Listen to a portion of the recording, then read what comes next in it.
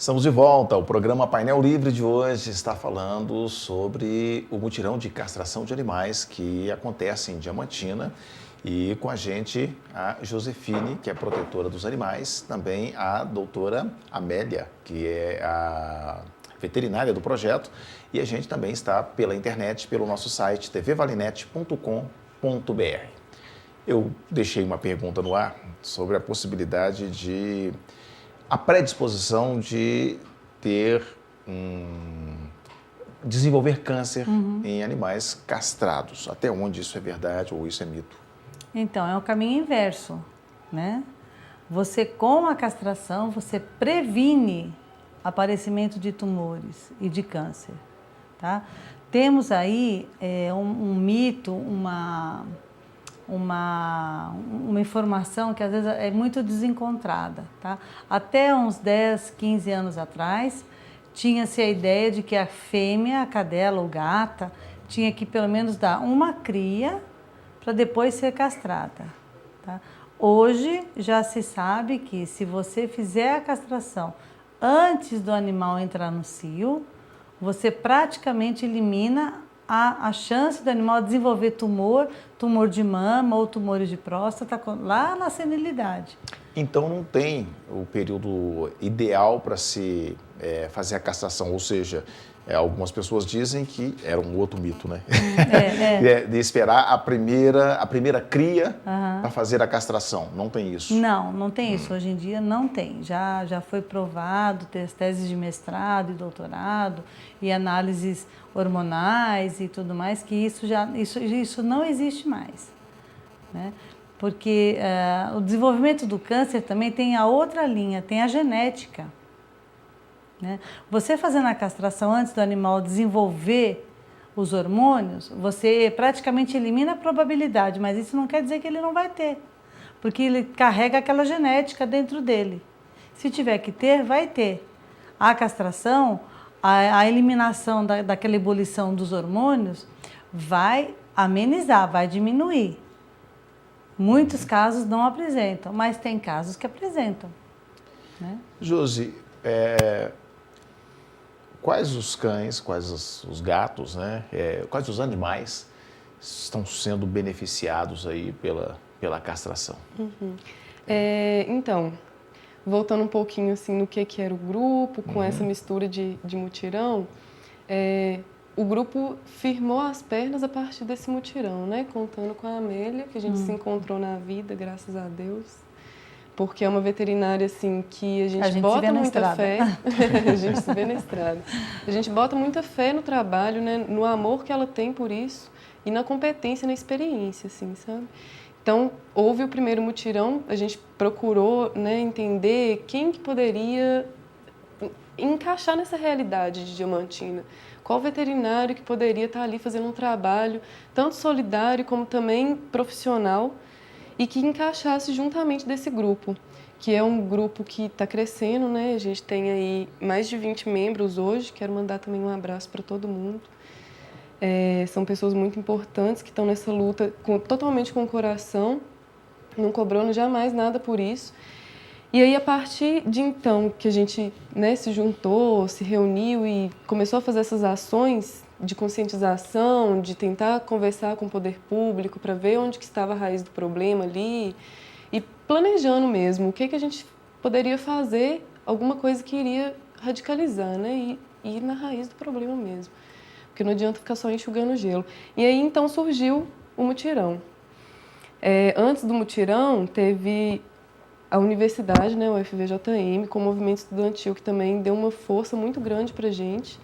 A gente foi beneficiado, assim, trabalhamos juntos coletivamente, fomos beneficiados também com aquele evento, o Trotão Solidário, que os universitários fazem, né, nessa gestão passada do DCE Intervenção. Eles quiseram abranger que no solidário também houvesse a causa animal, justamente por ser uma causa que não é tão discutida. E aí, nesse trotão, a gente conseguiu levantar o valor de R$7.000 e com esses R$7.000 a gente conseguiu promover o primeiro mutirão na cidade, né, que foi em julho desse ano. E foi uma coisa que trouxe para a gente assim, grande satisfação de ver que é possível, sabe, que a gente é capaz. Não precisa de nome para isso, a gente consegue fazer com as nossas pernas, basta ter vontade e união. E aí foi um mutirão que deu muito certo, né? Que foram 117 animais castrados. Né? Muitos de rua. Muitos de rua. É aí que eu estou querendo chegar. Quem são esses cães, esses gatos que são na rua, são proprietários, né, domésticos? Então, a gente assim abre esse mutirão para toda a população. Não só para os animais de rua, também para a população carente, né? Que talvez tenha um animal que fique na rua, que volta para casa. É o semidomiciliado que a gente denomina, né? Mas o principal objetivo desses mutirões aí são alcançar a população carente, as pessoas que não podem realmente pagar uma cirurgia eletiva numa clínica e basicamente pegar os animais de rua, porque ainda, pelo município ainda não ter um canil, não ter uma estrutura apropriada, essa logística de capturar animais na rua e trazer para castrar, ela está um pouco complicada por não ter uma estrutura, mas está sendo realizada. E também tem outra problemática, tem animais que moram nas ruas aqui de Diamantina que não deixam você chegar a 10 metros de distância. É aí que eu ia chegar, né? Como é que é esse trabalho? Então. Né? Quem é que é mais mordido aí de casa? Não, nós vamos agora para o próximo mutirão. O nosso projeto Veterinários na Estrada já adquiriu uma arma de ar comprimido e dardos anestésicos. E eu já estou treinando tiro-alvo, meu marido também. Porque assim, você não pode errar. Você tem uma chance e você tem que acertar o dardo naquele animal.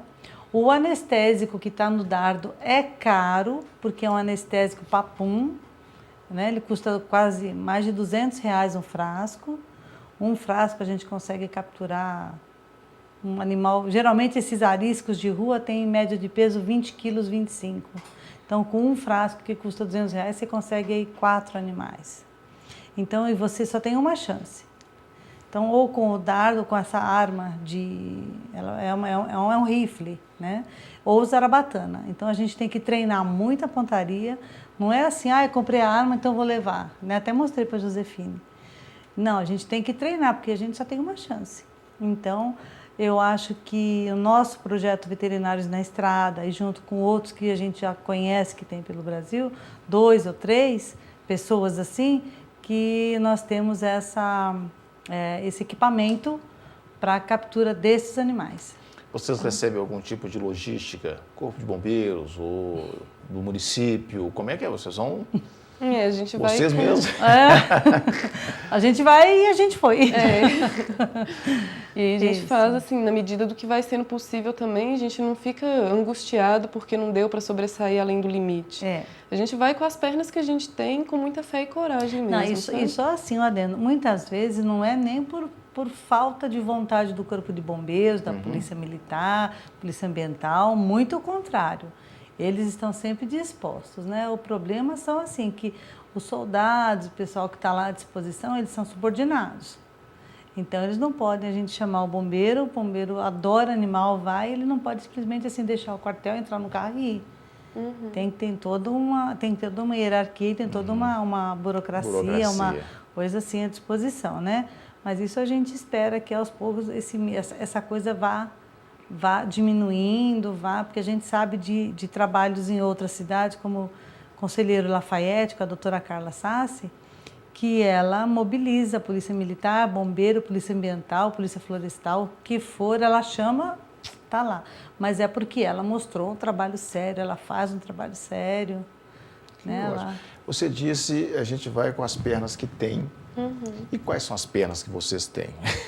Essas mesmas, assim, físicas. Mas tem muita gente, vontade, quantas pessoas saem numa empreitada assim? Hoje vocês saíram para a rua? Hoje não. Hoje ainda. O dia que vocês foram quantas? Então, quantas depende de qual que é o foco ali. Se é um resgate ou se é esse dardo para resgatar esse animal arisco e castrar, ou se é... Porque, assim, a gente se divide, né, em vários trabalhos. Por exemplo, nesse mutirão que está acontecendo, Tem a equipe lá que preocupa com a alimentação de quem está trabalhando, né? Tem a equipe que preocupa com as inscrições, que preocupa com os horários. Tem gente que preocupa com a entrada e a saída, aquele controle de qual animal que vai castrar primeiro, qual que veio segundo. Tem a pessoa que... Tem os voluntários que contribuem com a Amélia. Hoje, o que ele está dizendo assim, hoje saíram 2 pessoas para tentar capturar um animal. Não conseguiram. Não conseguiram porque um animal não foi localizado e o outro animal, assim, eles sabem. Quando viu assim... Cascou fora. Tchau. A gente vê nos desenhos animados, nos filmes, eles fugindo da carrocinha. É verdade, então. É verdade, não. Eles a carrocinha só não é tão perversa. Eles fazem assim, ó, quando chega pelas pessoas, eles só fazem assim, ó. E tchau. Só fazem assim. Em São João del Rei tem 2 cadelas, São João del Rei não, em Barroso. Tem 2 cadelas de rua enormes, deve ter uns 35, 40 quilos aquelas cadelas. Nós já fomos lá 4 vezes. A gente encosta o carro na praça, em qualquer lugar na praça, que for só levantar a cabeça, põe o rabo no meio das pernas e tchau.